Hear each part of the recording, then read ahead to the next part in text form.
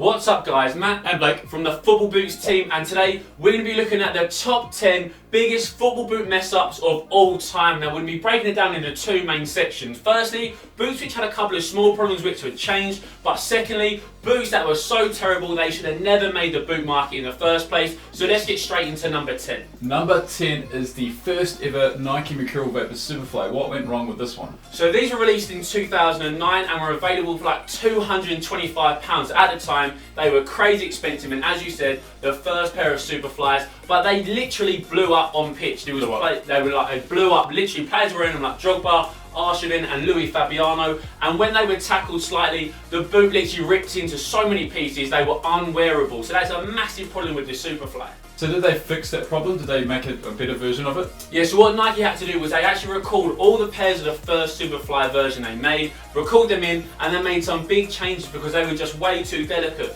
Now what Nike was saying was the way they actually made the boot, constructed it, it was literally like a second skin. Now that is really good for performance, but in terms of durability, it was just way too unrealistic, and that's what we saw. And on the pictures that we've seen at the moment, Drogba's boots kind of blew up, and there was also some others. So that was a massive problem for Nike, but saying that, they did fix it, and now the Mercurials are an absolute smash. So at number 9 is arguably the worst boot of all time, the Serafino 4th Edge. What are we looking at here, Matty? So this is the Serafino 4th Edge. Now what it's all about is adding a little bit of plastic around that toe box to help you with toe poking the ball. Now it sounds crazy. Now looking back to the Predator, which was released in 1994, Craig Johnson actually tried to change the football boot game forever, which he did. The Predators were a smash for 20 years. But you are kidding me saying that these Serafino 4th Edge toe poke boots are the way forward. There's a reason no pro footballers are wearing them. I mean, if you toe poke in your game, like just if you're a finisher, you need a toe poke in the box. That's the only use for it, but everything else, it's just going to be horrible for it. So there was actually Alan Kirbishley, who was kind of like a manager like Charlton, so he's pretty well known. He actually came out and said that the Serafino boots would be great for Bale and Ronaldo for their free kicks.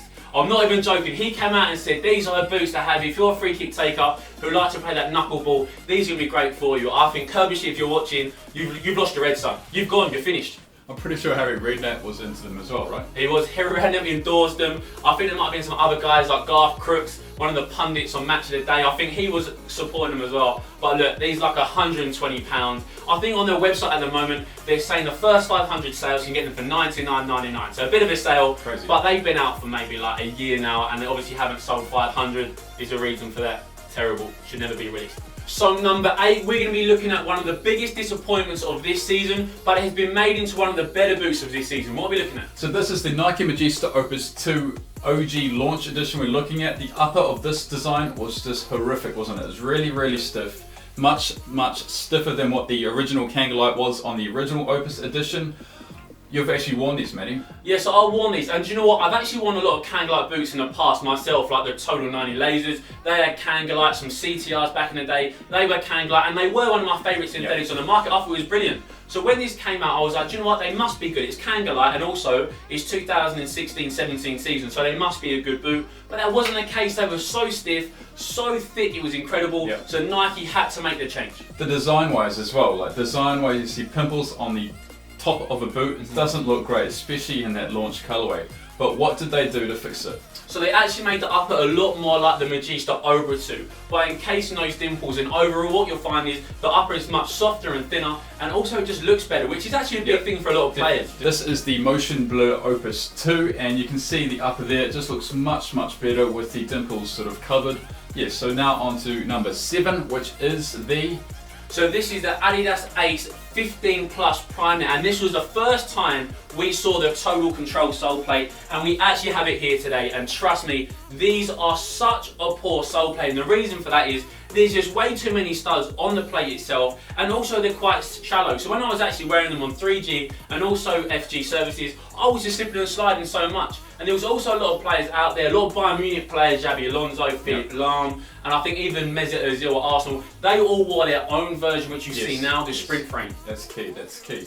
Now, Total Control has 46 conical studs on the entire sole plate, and they market it for being FG and AG. I mean, it's not really an AG boot, it's just an FG marketed to be AG. It's not going to do anything better than on AG surfaces. Overall, You don't need 46 studs on a football boot, do you? Well, the absolute biggest problem is we saw it with the Opus. Now, the Opus 2 Iniesta is an Opus wearer, but he had to have a pair specially made for him. Now, that's a huge problem when your pro players are wearing different boots to the people that are buying them. And that's exactly the same with the Ace when it came with that Total Control sole plate. Their big players weren't wearing the same one, so they had to make the change, which they did in the 16 and 17 range.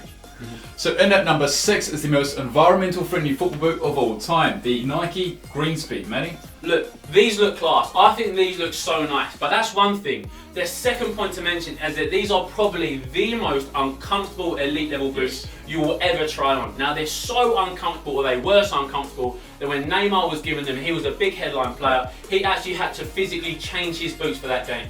He started with them and he went, do you know what, these are so uncomfortable, I can't deal with these, took them off and then wore his Mercurials. Yeah, so the point of these boots is they're actually made of like recycled bottles and recycled materials. A very, very nice concept, but overall comfort wise, it just wasn't good. I remember Theo Walker had the second gen and he wore it for a half a game, then he had to switch back to his Vapors. So Nike Greenspeed, great design, but horrible concept. Exactly. So in at number 5, we have the weakest boot of all time, and that is the first Puma Evo Speed SL. These only had a lifespan of maximum 10 games, and we have worn these ones, and that sole plate is starting to come away, so they are so weak. Why are these such a problem? They're such a problem because they're only 103 grams. When Puma released these, they're all about lightweight boots. Puma, 103 grams for a football boot, smashed these sort of scales in terms of lightweight football boots, but overall, durability wise, 10 games. Good for pros, but good for no one else. So you just said 103 grams, which is crazy light, but these were 180 pounds. 180 pounds for a maximum of 10 games. You have got to be joking, Puma. That is all wrong. You're talking about people who are hard-working, earning money to pay for their football boots, and you're saying that only in the last 10 games. That's not right. I can chuck them on the floor. They're now broken. The sole plates come off, the laces have come off, the upper's fallen apart. 180 pounds, you're joking, and that was the reason they brought out the SLS. So the current players of Griezmann, Royce and Aguero, they actually wear the SLS. They're actually not wearing the SL version. It's crazy how they're not backed by professionals. They're not going to be bought by anyone amateur like Sunday League. I'm definitely not going to buy them. Very, very lightweight. That's the only thing good about these boots. Get rid of them. Let's move on to the next one. So in at number 4 is a boot company as a whole, which were terrible. Entered the boot market in 2012 and only had 2 years until they were taken over by New Balance. And that is the Warrior brand. And what did they offer and why were they just so bad? So the Warrior had 3 boot silos. Their first ever boot silo was the Screamer. This is the first gen. It's a sort of power boot, sort of what the Hibernian's designed for. Then they came out with the Gambler Pro. This is the original Gambler Pro there. Overall, it was a control boot, but it was just horrible. You've got Tomins there marketing those boots there, and this is their last boot, the Superheat, so a speed boot, a lightweight speed boot. But overall, design-wise, horrific, and sort of boot tech specs-wise, horrific. Look, we're talking about football boots that Vincent Kompany, when he was at the very top of his game, was wearing, and also Marouane Fellaini and, as you said, Tomins. Now, they're good footballers, but these are not good football boots. These remind me a lot. If you go into a sports shop just in town and you've got the boots which are actually in the box already, so the ones that you don't have to go and ask for, like the lady to go and get them out the back because they're expensive. These remind me of the ones that are just in the shop in the box. You can almost walk out of the shop with them. They don't want them in the shop. You can just go take them. That's what they actually remind me. The quality was abysmal. Now, one of the funniest things about the Gambler Pro was one of the names of the features on the back of the boot. It was called the glory hole cutouts, especially on the back of the boot. We'll chuck a picture up. It was just a hole where the heel is. Glory hole. That was the name of it. Warrior came up with the glory hole. Yes. But that's head in hands moment from Warrior. Yeah, they cancelled Warrior Sports now. New Balance had their Furon Pro, Vizaro Pro. Second gen Vizaro is okay. They're definitely better boots than these 3 soles though. So at number 3 is Nike's Tempo Legend 6 with their sole separation. Now their original generation, this is the OG launch colorway, had terrible problems with sole separation, with the leather upper actually splitting away from that nylon chassis. Manny? Look, these are a good football boot. I think they're really nice to actually wear, so the fit and feel gets such high marks from me. But one thing, we've said it before in the Evo Speed SLs, durability is so important, especially when boots are so expensive these days. You want them to last, if not kind of up to a season, a full season and beyond. Now these, obviously the sole separation was a massive issue. It wasn't just that we found it in a couple of others. This was worldwide, people commenting so much on our videos, also to Nike, reporting that sole separation occurred so quickly. So it was on the Tempo Legacy as well, and I imagine it was on the Genio as well. So scaled down boots, not just the Tempo Legend 6. But overall, the Timber Legend 6 from the Legend 5 had pretty much no stitching lines. I don't know if that contributes to the sole separation, but what did they do to fix it? So what they actually did was, can you just see the sole plate here? And obviously they fixed it on this clear J1, which was the Spark Brilliance pack. So this is when they actually did take note and fixed it. And all they did was, they just raised that toe box a little bit higher, so it wasn't scraping across the ground as much, which was the big problem. Now this was such a big problem, and that is still such a big problem. People have lost their faith in the Tiempo right now. That Nike are actually upgrading it to the Tiempo Legend 7 much sooner than they would have done in the first place. Yes. So we get into number 2, and this one hurts me so much. It's like a knife in the heart, and I'll tell you why. Because we are talking about the Hypervenom Phantom 2, which went so downhill from that first gen Phantom 1, which had probably the best synthetic upper of all time. It's definitely up there. If you don't agree it's the best, it has to be in the top 3. Now, why did Nike change it? They had so many pro players wearing their Phantom 1, they were loving it. A lot of people were saying this boot is next level. But what they did was they changed it so much, they took away the honeycomb, gave it a different Nike skin which might have been thinner, but it was so much stiffer, and that was the problem. So there was one major reason why they switched to a much stiffer upper, which we'll get to later in the video. But yes, the upper on the Silverstorm OG Phantom 2, this is the Lightning Storm, pretty much launched at the same time.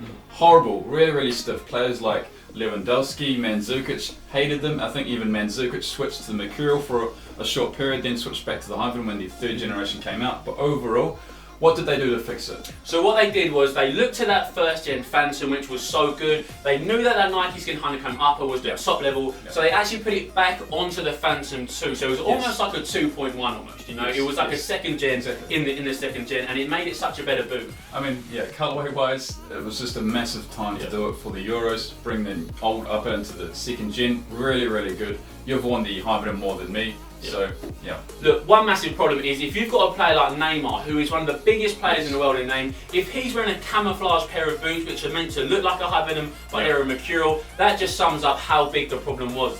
And so the reason why Nike added a stiffer Nike skin onto their second gen was because the upper on the first gen wasn't durable at all. We've actually got a boot here. The actual top layer of the Nike skin actually ripped away, as well as the whole sort of bottom layer of the upper itself. Horrible durability issues with the first gen. So guys, we get into the #1 biggest mess up in football boot history, and Adidas with your 3 stripes. I'm sorry to say, but it is you guys who have made the biggest mess up of all time, and that is with their Pure Control. What actually happened? So the main problem with the OG launch A70 Plus Pure Control is that it didn't last for long. So this is the A16 Plus Pure Control, and this is the A17 Plus Pure Control. But this was the Pro version. So this is the boot Pogba and say Rakitic and Ozil were actually wearing when the Red Limit pack came out. But these two boots are different, aren't they? Yeah, exactly right. So when they actually released these boots, what you saw on websites and ones to buy, you saw the Red Limit pack, but with this knitted upper, which is completely different to what you saw the players like Paul Pogba, Ivan Rakitic, Mesut Ozil. They were all wearing this version. So when I was watching TV on the weekend, I was watching the games, and I said, oh, so the Pure Control's come out, but hold on, that looks completely different to what I've seen. So all their marketing, all their adverts with Paul Pogba in it, he was holding this version, but he was wearing that version. Crazy. So everyone had these massive questions of what kind of boots were you going to buy? So if you did buy them online, what ones were going to come through the door? You didn't have to be the Pro version or the ones on the retail. But they changed it. A pack later, in the Checker Black pack, they changed it to this was the actual retail version. Anyone could buy, not just the Pro version. So everyone had that sprint skin sort of upper on that Pure Control. But we're going to say that's the biggest mess up of all time, and that pretty much wraps up the video. Maybe you guys, if you know of any other boot mistakes that you know of, then let us know in the comment section below. But as I said, that wraps up the video. Thanks for watching, guys, and as always, we'll see you next time.